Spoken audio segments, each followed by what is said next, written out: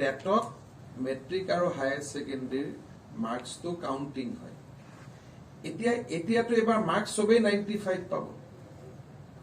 তেতিয়াহ'লে যোৱা বছৰৰ ল'ৰাবিলাকে চাকৰি ক'ত পাব? নেক্সট বছৰৰ ল'ৰাবিলাকে চাকৰি ক'ত পাব? এই ঘটনাটো এনেকে যিটো মই দেখিছো যে পেপাৰ বা যি ধৰণে এটা টুলুঙা কৰি কৈ দিয়া হৈছে, এইটো টুলুঙা নহয়, এইটো বহুত ডাঙৰ মানৱীয় সমস্যা। এই ল'ৰা ছোৱালীবিলাকে যেতিয়া 90 পাব, 95 পাব, স্কুলত মাৰ্কছ দিব। আৰু আপোনালোকে জানে বাঘ বৰজনীয়া এইবিলাক জাগাততো 100 মাৰ্কছ দি দিব। এতিয়া ডক্টৰ হিমন্ত বিশ্ব শৰ্মা ডাঙৰীয়া মুখ্যমন্ত্ৰী হোৱাৰ পিছতো আপোনাৰ ফটুৱা কথা কোৱাৰ যি স্বভাৱ আছিল সেয়া আপুনি নেৰিলে। আপোনাৰ লাজ লজ্জাবোধ আছেনে নাই আমি সেয়া নাজানো, কিন্তু আমাৰ আছে। আৰু আমাৰ মুখ্যমন্ত্ৰী এগৰাকীৰ মুখত এনেকুৱা ধৰণৰ বক্তব্য শুনি আমি অপমানিত হৈছো, ক্ষোভিত হৈছো আৰু আমি লাজ পাইছো। বাগবৰ সমষ্টি আৰু জনীয় সমষ্টিৰ নাম লৈ আপুনি ইমান দিনে কেৱল ঘৃণা আৰু বিদ্বেষৰ ৰাজনীতি কৰি আহিছে। এতিয়া বাগবৰ সমষ্টি আৰু জনীয় সমষ্টিৰ ছাত্ৰ ছাত্ৰী আৰু শিক্ষক সমাজকো আপুনি তুচ্ছ তাচ্ছিল্য কৰিবলৈ নেৰিলে।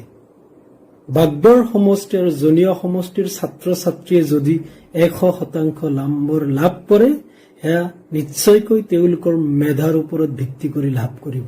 তাত আপোনাৰ সমস্যা ক'ত? বিভিন্ন চৰকাৰবোৰৰ অৱহেলাৰ বাবে আজি বাগবৰ সমষ্টি আৰু জনীয় সমষ্টি বিভিন্ন সমস্যাৰে ভাৰাক্ৰান্ত হৈ আছে। কিন্তু সেইবুলি বাগবৰ সমষ্টি আৰু জনীয় সমষ্টিত মেধাৰ অভাৱ নাই, প্ৰতিভাৰ অভাৱ নাই।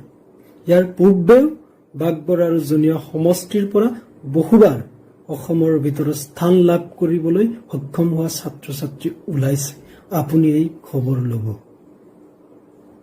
কোভিডজনিত পৰিস্থিতিতো ভাৰতবৰ্ষৰ একাংশ ৰাজ্যত পৰীক্ষাবোৰ সুকলমে অনুষ্ঠিত হৈছে, কিন্তু আমাৰ অসমত এই পৰীক্ষা আপোনাৰ চৰকাৰখনে অনুষ্ঠিত কৰিব নোৱাৰিলে। তাৰ কাৰণে দায়ী কোন? নিশ্চয়কৈ আপোনাৰ এই চৰকাৰখনৰ ব্যৰ্থতা। আপোনালোকৰ দৰে একাংশ উচ্চাকাংক্ষী ৰাজনৈতিক নেতাৰ ন্যস্ত ৰাজনৈতিক স্বাৰ্থ চৰিতাৰ্থ কৰাৰ কাৰণেই আজি সময়মতে পৰীক্ষা অনুষ্ঠিত কৰিব পৰা নগ'ল আৰু লাখ লাখ ছাত্ৰ ছাত্ৰীৰ জীৱনক এতিয়া আপোনালোকে অন্ধকাৰলৈ ঠেলি দিব বিচাৰিছে।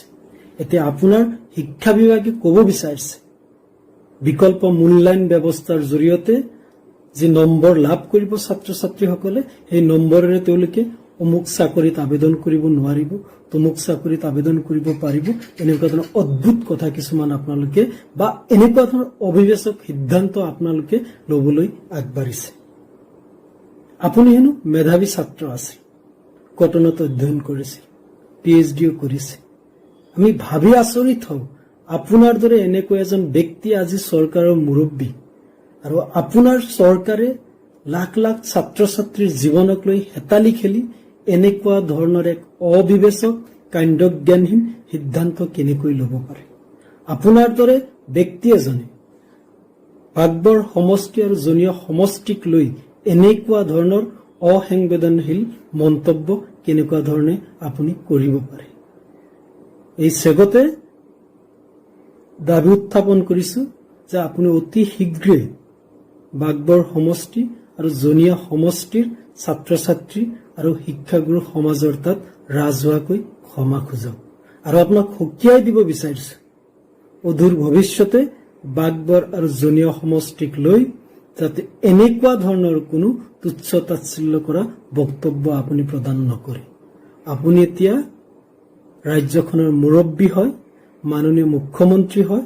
যদি আপোনাৰ সৎ সাহস আছে, যদি আপোনাৰ দায়বদ্ধতা আছে, তেতিয়াহ'লে বাগবৰ আৰু জনীয়া সমষ্টিৰ দৰে পিছপৰা অঞ্চলৰ সৰ্বাংগীন উন্নতিৰ কাৰণে আপুনি বিশেষ ব্যৱস্থা গ্ৰহণ কৰক। সেই দাবী আৰু আহ্বান আপোনাৰ প্ৰতি থাকিল।